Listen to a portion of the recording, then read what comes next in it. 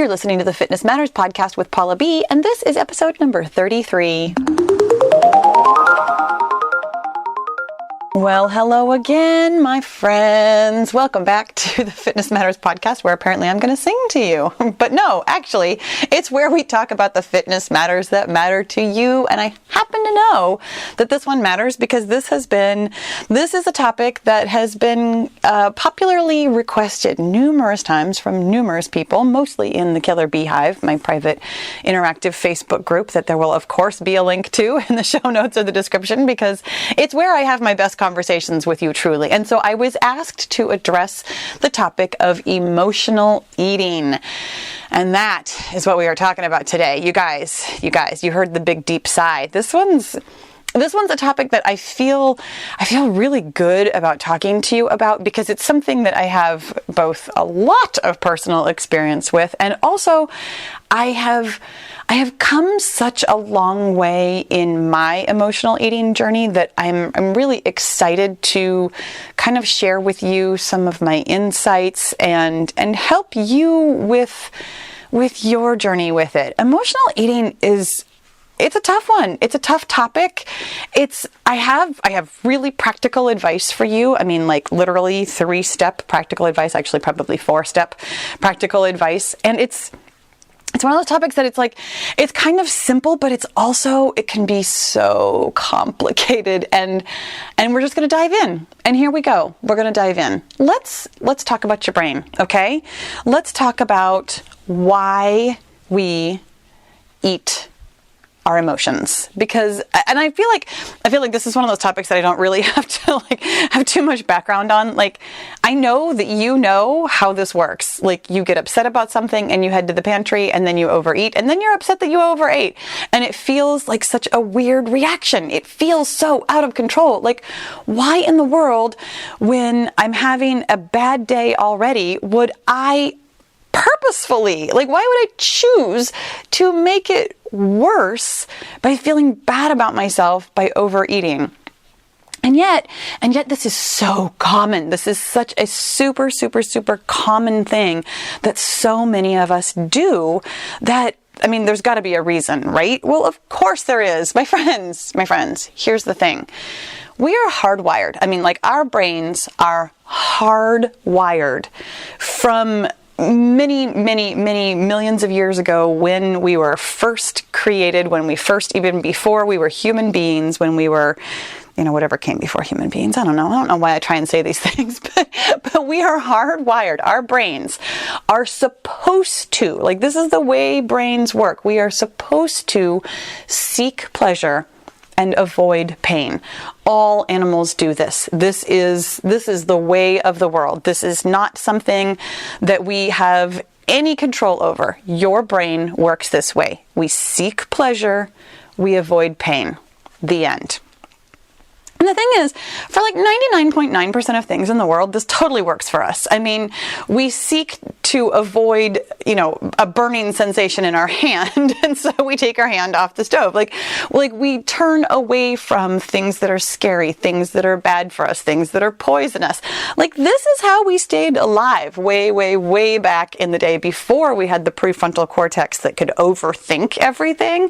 Our lower brain needed to seek pleasure and avoid pain to survive in the world. And so thank goodness, right?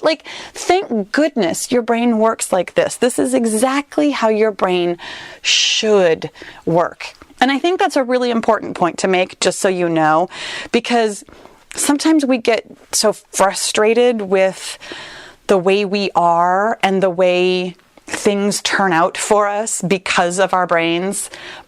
But I want you to understand that there's nothing wrong with it, that's what we are given, and therefore we need to make our best choices with what we've got. Your brain seeks pleasure and avoids pain. And also, your super impressive, amazing, fascinating, glorious brain is also really, really, really good at being efficient. Your brain, it loves to think the same things over and over. I mean, and it doesn't care what it is that you're thinking. I mean, your brain doesn't care what the thought is, your brain simply cares about being efficient. Your brain, as a biological organism, has biological imperatives, and one of them is to stay alive, of course, but the other one is to stay the same, and the third one is to get better at doing things so that it can stay the same. And what that means is that once you've had a thought that you've, maybe had a couple of times that seems to be working for you, more or less, your brain is just going to keep bringing that thought back. It's just going to keep bringing it back up again and again and again because it's super efficient at it. Your brain doesn't care if it's a thought that doesn't actually feel pleasurable because the pleasure is in the familiarity, the efficiency. So here's what happens. So this is why emotional eating is such a double whammy in our lives. What happens is we feel because of, things happening in the world. I mean, your boss yells at you or, something breaks and you're angry or upset or whatever. Something happens and you feel something negative, some kind of a feeling that you don't like, that is painful, perhaps something like stress or sadness or anger or grief or frustration or embarrassment or fear or shame or anxiety or boredom or panic or disappointment. And yes, I made a list of all those things and it's not super exhaustive, but these were like the negative emotions that I could come up with off the top of my head. These are things that I don't like feeling, that I don't like feeling, and I don't like being in situations where I am feeling, embarrassment or fear or disappointment. And because of the way your brain is hardwired, we seek to avoid that. This negative feeling comes up and we're like, whoa, I don't want to feel that. So I'm going to go seek something pleasurable. And here's the thing. Eating is pleasurable. No matter what our higher brain would like us to believe about, food is fuel, food is life, food is simply energy. Those are lovely, lovely thoughts. But the fact is, food is pleasurable. And it's supposed to be, as we already discussed. This is why we exist as a species. Food is pleasurable. Our brains are hardwired to seek pleasure and avoid pain. Being hungry is painful. Eating food is pleasurable. This is literally the first thing that we learn when we are born. You pop out and the first thing we do is feed you. Food is pleasure. Food is love. Food is life. Therefore, it is probably one of the easiest, and in our modern culture, it's certainly the most convenient pleasure that we can seek. When we are seeking to avoid pain and feel pleasure, food is readily available. And here's the thing. When we overeat, even though our higher brain is like so disgusted by that, so angry, so frustrated, all these what feels like negative emotions, right? We get down on ourselves and we feel so bad that we overate or that we ate instead of, dealing with whatever the situation was. But because we've done that more than one time in our lifetimes, my friends, that train of thought is also pleasurable because it's familiar. Thinking bad things about yourself and your overeating is a pleasure to your brain. Isn't that weird when you think about it like that? Because of course it doesn't feel good. After you overeat, you feel so disappointed, you feel so frustrated, you feel so angry at yourself again. And it's like we were talking about, like I felt this bad feeling and then I overate and now I still feel bad. It's like I'm kicking myself when I'm down. But to your brain, the part of your brain that is seeking pleasure and avoiding pain, thinking familiar thoughts, being efficient, is pleasurable. Your brain, as far as it's concerned, is like, man, I have done my job here today. Your brain is super happy. It's sending out all of its like happy chemicals because your brain has done the job that it's supposed to do. Isn't that crazy? And so this is actually not the number one practical step. It's going to be later, but you know me, I'm always all about the spoiler alerts. I tell you what, I have a really hard time with this. I already know where I'm going to go with this conversation, and I just want to tell you now. So I'm just going to tell you now, understanding that this is such a normal, natural process, and this is exactly the way your brain is supposed to work, and this is exactly what your brain is supposed to do. Doesn't that kind of feel like a relief? Like there's nothing wrong with you. This isn't a problem for you. Except for the fact that I understand that it feels like a problem. And so we are going to discuss, like, what do you do? I mean, how in the world can you not overeat? Because, overeating or even just eating when you don't mean to. I mean, it doesn't matter if you're trying to lose weight or trying to maintain your weight or you're fine with your weight and it has nothing to do with your weight. But doing something that feels out of control isn't pleasurable. That feels like a problem that needs to be solved. And so let's solve that problem. But let's also understand that it's not quite the problem that you think it is. But here's the thing. I have 3 steps for you. They're not easy. They're simple. It's very straightforward. It is a process that you can follow every time. It's kind of like I told my kids when they were very first learning how to write an essay. It's like there's a formula. It's very simple. It's a 5-paragraph essay. You introduce it, you give your 3 supporting facts, and then you conclude it. And in each paragraph, you do that exact same thing. Like just plug in the formula and the essay writes itself. That's kind of how I feel about this formula that I'm about to give you. You follow these steps every time, and it's incredibly simple if you can look at it scientifically. You just follow the 3 steps. But because it's emotions, and it's because it's like negative emotions, it's our scary feelings, our dark feelings we don't want to feel. It's painful things that we are actively trying to avoid in order to seek pleasure. This process can feel very difficult. But here's what it is. You feel your feelings, my friends. Rather than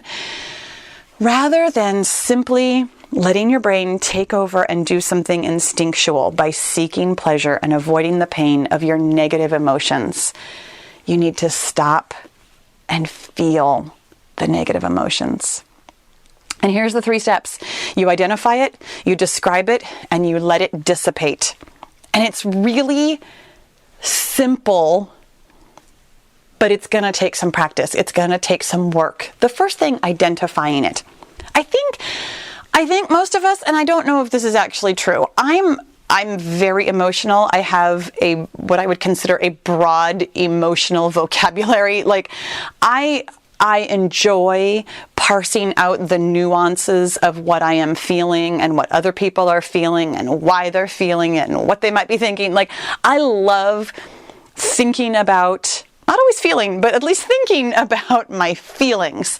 So I'm pretty good at identifying my feelings. For some people, this is a little bit harder, like putting it into words and even saying, I'm angry, I'm frustrated. Some of us, because of the way we were brought up, just shove your emotions down, don't think about them, don't talk about them. Some of us really have a difficult time saying the words or even identifying, like, what is this feeling I'm feeling? Am I angry or am I sad? They can feel kind of similar. So even though I'm calling it step 1, it's not super important that you have the exact right label on your feelings. Really, in a broader sense, recognize that you are feeling something. Recognize that you are having a negative emotion. Identifying it as an emotion and as something that is painful or difficult or negative or bad or whatever word you want to put on it.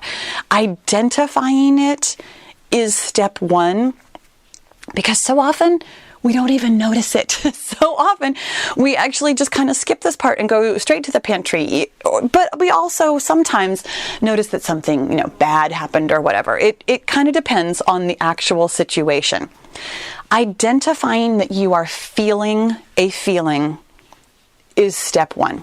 Number two is to describe it. And this doesn't have to take a long time, but the reason you're doing this is to get in touch with what the emotion is doing in your body. Here's the thing about feelings. I know we give them great power. I mean, when you feel something, it feels so big. It feels like it's almost outside of your body. It feels gigantic and uncontrollable sometimes. But all feelings, good feelings, bad feelings, neutral feelings, all feelings are actually physical sensations. They are vibrations inside your body. Feelings are not outside of you. Feelings are not painful in the sense of they can't actually hurt you. Feelings are vibrations. And so the reason we describe it, honestly, is to get a little bit kind of clinical and analytical about it. Like, what does this feel like in my body right now? Well, my chest feels tight and I'm having a difficult time breathing and my heart is beating really fast and I feel like my skin is kind of tingling and I'm a little bit buzzing and my brain feels like it's kind of wrinkling and my stomach feels like it's clenching. When you start using language on your feelings, you are able to take a step back from them and not entirely detach, but get a little bit of detachment from them. And it is actually, it's this is a theory on my part, just so you know. It's kind of moving the feeling from your lower brain, which can only feel things, up into your higher brain, which uses language to describe something. Therefore, it gives you a little bit of perspective and space away from the feeling to be in your head and using your language. So again, you don't have to spend a ton of time on this, but describing your feelings will help you take a little bit of space from them. And then here's the important part that so many of us don't realize. Your feeling will dissipate.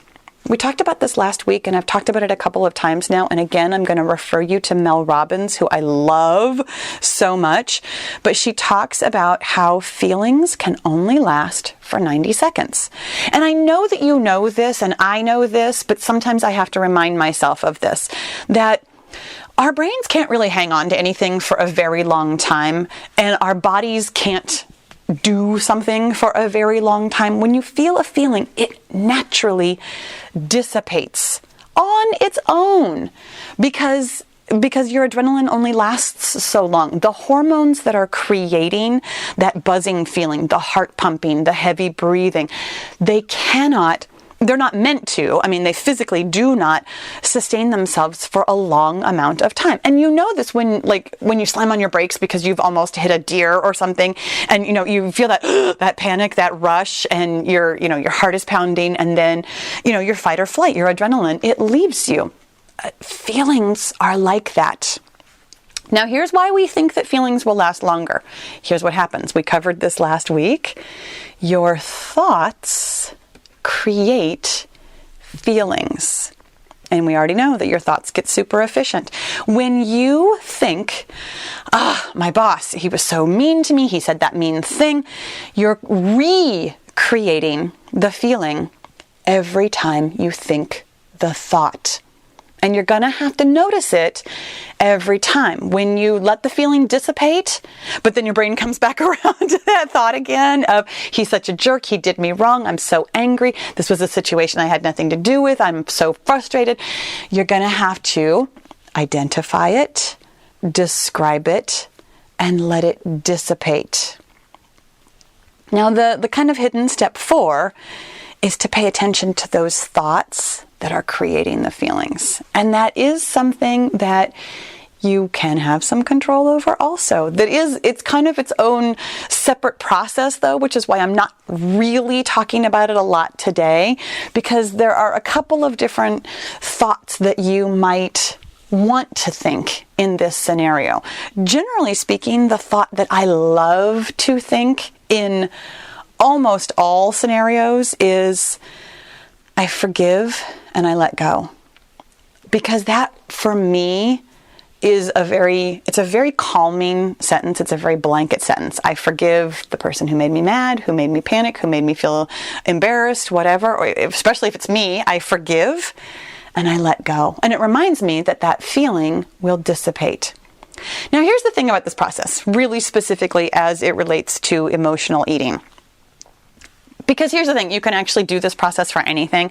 Emotional eating is one of the things that we do. There are other pleasures that you might seek, and honestly, it's anything that helps you escape from feeling a feeling. Some of us, and I'm raising my hand on this, we pick up our phones. We start scrolling because we would rather think about nothing than think about the thing that is scary or embarrassing or fearful or anxious or whatever.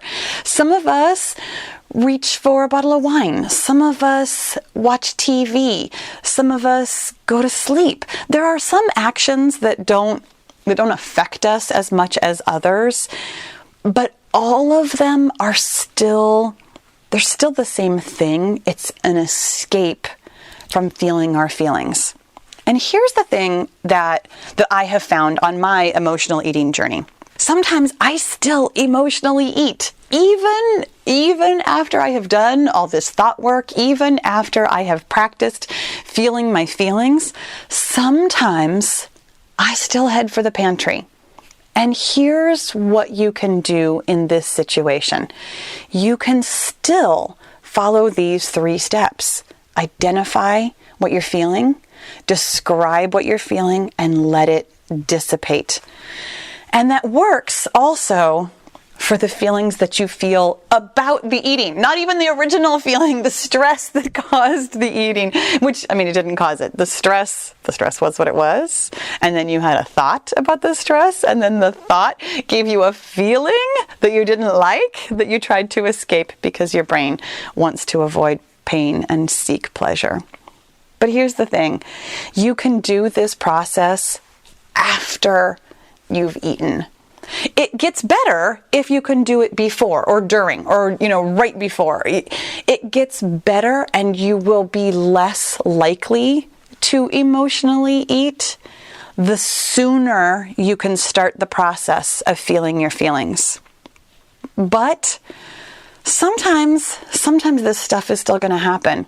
And then you have to feel the feelings that you feel about letting it happen. There is always time for you to feel your feelings. And it is always a good idea. Practicing feeling your feelings will help you in so many ways in your life. I mean, honestly, emotional eating is just one of them. But when you start to understand your feelings and how to feel them and go through this process of identifying it and describing it and letting it dissipate, you will find that you get more efficient at it. Isn't that amazing? And then your brain, loving to be efficient, is going to get better at simply feeling the feelings in the moment. Right now, this feels like a clunky process. Like you almost have to just sit down and remind yourself and take a couple of deep breaths and think real hard about it and okay, what am I doing now and what's happening next? It feels difficult, and your brain is going to resist that. Of course it is, because difficult isn't pleasurable. Difficult is pain. Difficult is something that your brain is trying to avoid. But once you've thought these thoughts, once you've felt these feelings, once you've started to work and practice this process, you will get better at it. You will get more efficient at it, and it won't be so hard. Some of the feelings honestly are easier to deal with than others. I mean, boredom is actually a good place to start. The next time you feel bored and you want to go eat, that's a great one because there's not such a big emotional charge. You don't feel that one deeply in your body the way that you feel embarrassment or grief or anger or fear. So practice on some of your littler negative emotions before you graduate up to the bigger ones. And then simply practice. I mean, like almost everything, I can't think of a time when I have offered you practical advice that did not include the step of practicing. You got to practice it to get better at it, my friends.